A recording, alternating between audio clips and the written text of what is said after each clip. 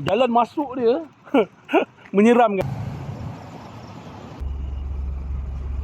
Aku dekat dusun Pak Din kan, tapi dah masuk ke dalam banyak kereta, nampak? Oh, jom kita masuk dalam.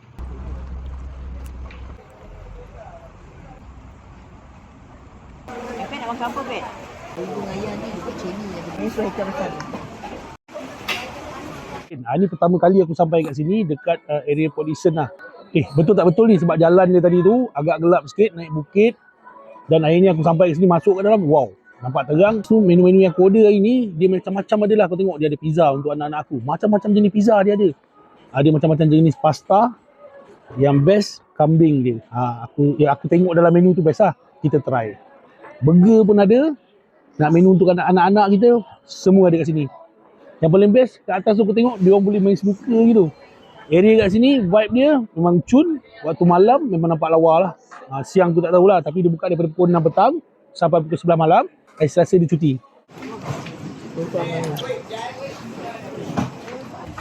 Saya tanya.